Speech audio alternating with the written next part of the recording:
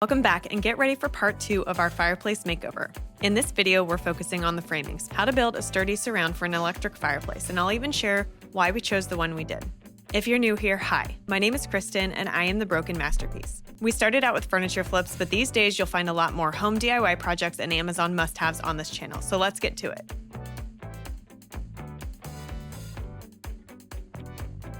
My husband did a ton of research into the best way to install an electric fireplace, and it was actually really simple. Most of these units don't have brackets or hangers because they're designed to be bottom heavy and stay in place on their own.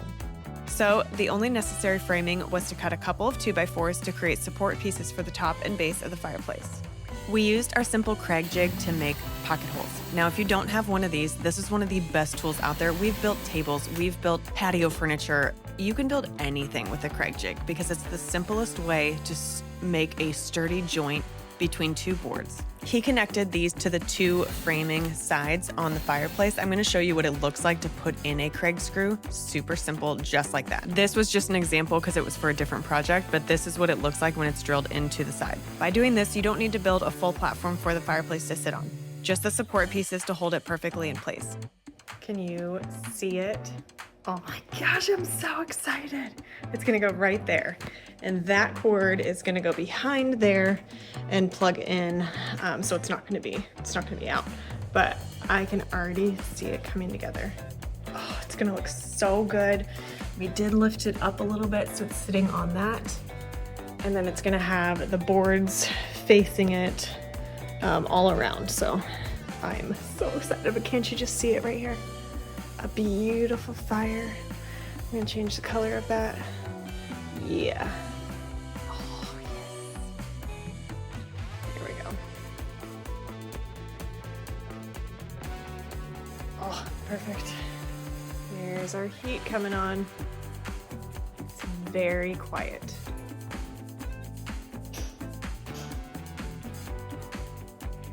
After making sure the framing was in place, we grabbed these little squares of drywall at Lowe's, and they were perfect to fit into the places we needed to make the surround.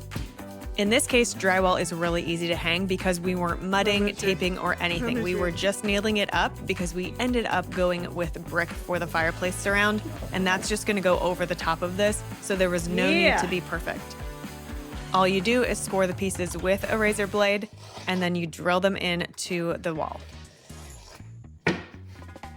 Doesn't work. If you kicked it that way. This way? Okay, well, hold it up. Let me karate kick it on the camera. Ready? No, you have to hold this side. You have to hold this side. You ready? You're gonna break the whole thing. No, I'm not. Watch. 1, 2, 3. Oh, hold on. 1, 2, 3. Oh. It's thick. Sorry. In the next part of our series, we are going to be installing all the brick and all the mortar, and this is my first time, so you get to learn along with me. Make sure you're subscribed so you don't miss the next videos in this series and the big final reveal of the whole fireplace makeover. And if you missed part 1, be sure to go back and check out the demolition video.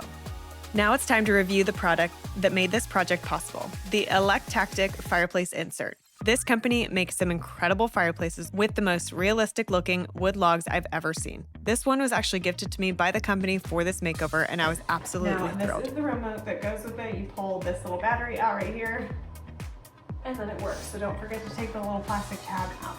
I have it plugged in, and so it's going to be plugged in behind it where the outlet is in the little alcove, but here it also has a touch screen. So you can use the, oh my gosh, how pretty is that? You can use the remote, or you can use, like, we're gonna put this with the rest of our remotes, but you can also use this if you want to touch and turn the screen on. I picked out this one because this one had logs that look real. The color of them, the shading of them, they are absolutely beautiful, and that's what I wanted right here because we never turned our gas fireplace on. Okay, that's level 1, level 2, level 3, level 4, 5, it's getting brighter, and level 1. So you've got levels 1 through level 5. So you've got different colors as well that you can choose. You've got 1, 2, 3, 4. So you can choose your color for there. Let's get the top one now. So you can make that orange, yellowish, orangey. Ooh, I like that color. I'm gonna stick with that, but let's see what the next one is. Oh, we can do blue. I'm gonna go back to this one. And then you can also put it on a timer. So I can set it for 2 hours. So it just kind of like heats up the house and then it will shut off. The control flame, there is 5 flame settings. So it's this little squirrely key right here. You've got, there we go.